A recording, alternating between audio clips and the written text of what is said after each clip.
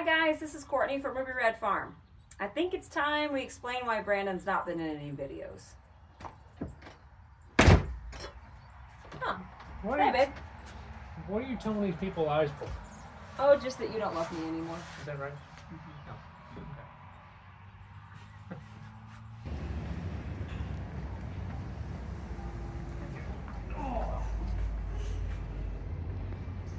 No. Hi.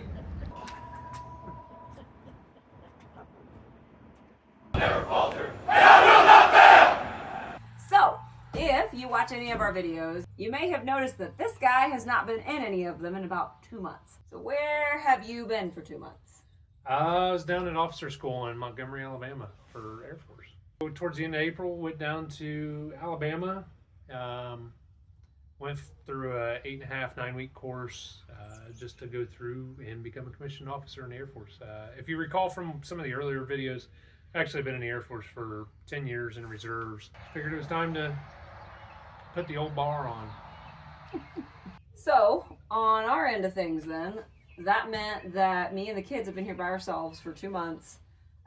We purposely do not tell people when he's gone for long-term stays like this one. A lot of people do, and you know, more power to you, but for us, being out here, we just don't feel super safe. And so, again, we tell our friends and family, anybody we talk to on a day-to-day basis knows, but we just don't put it on our social media kinds of platforms. And so, most of the people I run into on a casual basis have no idea. But he's back. He's back. So, talk us through while you were there. What was the process like? What was the schooling like to go through officer school now? Because it's an all-new program now. It is. So, in October, they started a new program called OTSV. With the fiscal year. And basically they broke it up into 5 different modules, 5 different training modules. The first phase being like an indoctrination or acclimation to military life for those who are non-prior service. Second phase and third phase, you get into more of the academic stuff, learning just about leadership, different aspects of leadership. And then the last 2 phases, really the 4th phase was our wargaming, so that's where we learn, you know, some tactics as far as battle planning and that kind of thing. And then the final phase, there's a mock deployment and then graduation. So yeah, I was fully expecting it to be a basic training 2.0, and it really wasn't. And I guess that's a change from the legacy model to this new program. You know, I started this process 3 years ago. Just to get my package submitted and everything to be selected to go. Took quite a while to get through and a lot of heartache, really. Lifelong dream, I would say, in a way, fulfilled. Yeah. You've always been highly interested in the military. Sure.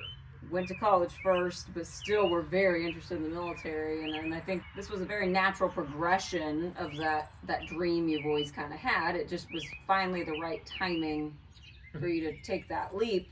But it was more of the right timing 2 years ago when you started the process. Yeah. So for our side of things, I was going to say, how was it around here? We ended up, you know, it's just a lot. It's a lot. When he was gone the last time, he was gone for 5 months in 2020, which had its own unique spin on things. When he was gone that time, though, the kids were younger, which made it harder, but at the same time, we didn't have a farm yet. We did not have farm animals. Just no animals. And so essentially, I had cats and dogs and 2 little kids to take care of and to go to work and get them to daycare. And that was really as strenuous as it got. This go around, my kids are older, so they could help a little bit more, but they're still not big kids. They're still not the size where they can actually be terribly helpful with the things like the heavy lifting. And so I did have a ton of help, but on the days that I didn't have help, I was doing 20 or 30 minutes worth of stuff in the mornings and an hour to an hour and a half worth of chores every single night by myself. And for me, the work part of it wasn't really the part that was bringing me down. Quite frankly, it was the physicality of it all. I joke all the time, I'm just a girl, a very strong woman, but at the end of the day, I am still a woman. And so hauling all these 5-gallon buckets, hauling these 60 to 70 pound bags of feed, and trying to operate equipment that I'm not used to using, and shoveling and doing a lot more work than I'm used to, I was sore. I was just so worn down physically that even the mental, emotional side of it was nothing compared to just how exhausted I was. It got to be very, very tiring. I'd say my low point in the process was probably by about week 5. It's just been busy, a lot of work in the garden. I kind of got my hopes up of the we're almost there kind of a mentality, and I had to finally just harden my heart to that hope and just say, nope, another day, just handle today, quit looking ahead. Because what had happened is the more I looked ahead, the worse I got at taking care of today. So once I kind of reset mentally, I actually powered through pretty well. I did have a lot of help along the way. I had, some friends from church who loaned me their teenager to come and help out a few times. I had my sister's kids come over and help, and then my sister and brother-in-law themselves were able to come over and help us quite a few different times. What was your most eventful thing that happened while I was gone?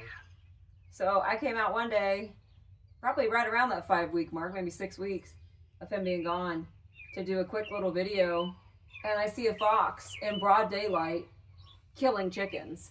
And so I run at this thing and it will not leave. It's like 7 o'clock in the afternoon.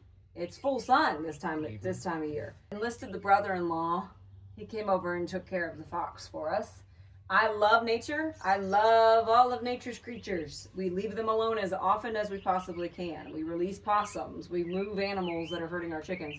But to have an animal act that far outside of its nature, very aggressive, and to have it kill 5 chickens in one day, and we had lost about 30 chickens in a month to unknown creatures. And so I do think some of that might be a raccoon or a possum happening at night, but something else was getting our chickens. It was a noticeable drop.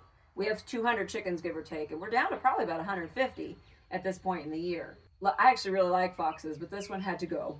So they had to come over and take care of that for me. That was a big relief, though, to not have to worry about that anymore. But no, honestly, school let out. We started softball, t-ball. I was gone 3 or 4 nights a week with that. I'm very involved with church. I work full-time hours. It's a lot. It's a lot with the 2 of us. It's almost impossible with just one person.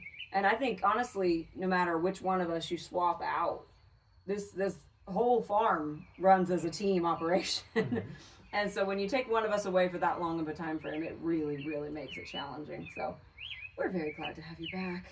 So last Wednesday, so we headed down to Montgomery, Alabama, which is where he was. It was about a 9-hour drive, and we headed down. Kids got to see Dad, which was awesome. Here's a clip of that one. The reuniting was super fun, but it was just so great to spend time with him again. Got to see him go through his graduation. You had the honor of carrying the American flag during parade, which was really, really neat. For someone as patriotic as you, I feel like that was incredibly fitting, just so you know. Now passing in review, the color guard. The U.S. flag is carried by 2nd Lieutenant Branden Matthews, hometown, Centerville, Indiana.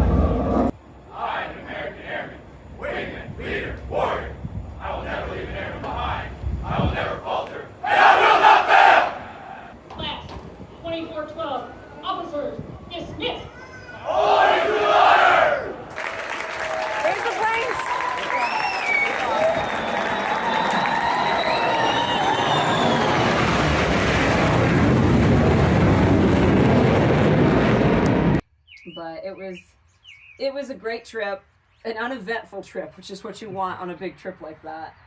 Came home and immediately got put to work in the garden. Oh, for sure. You had 2 months worth of gardening to catch up on. So, but graduation was a really neat experience. We are so incredibly proud of you for accomplishing this, and it was hard. I feel like, it was hard on both of us, but obviously you were the one going through the grueling process, but it wasn't that bad. Very, very proud of you nonetheless, and so excited for what the future holds within your Air Force career. But it was, if nothing else, again, just a very, very big reminder that this is a team operation and that we could not do it without you. So we're glad you're home. So yes, I was very incognito and sneaky and just filmed a whole bunch of videos without him, but didn't ever address the subject of the fact that he was not in any of the videos. But he's back. We will be doing more videos now that we're settled in. It was just too much to try to put together decent full-size videos without him here. So now that he's back, now that we're somewhat on a normal, we'll be doing a lot of videos, hoping to do whatever normal looks like around here. But we're hoping to do some kind of just a farm update video here soon with a quick glimpse at where the animals are at, and we're just where we're at in our summer. But yeah, that's the story. That's the scoop. That's where he disappeared to for 2 months and left me here by myself. Poof. Vanished. Otherwise, more to come, guys. Thanks for sticking with us. This was Courtney And Branden. from Ruby Red Farm, and I hope you all have a great day.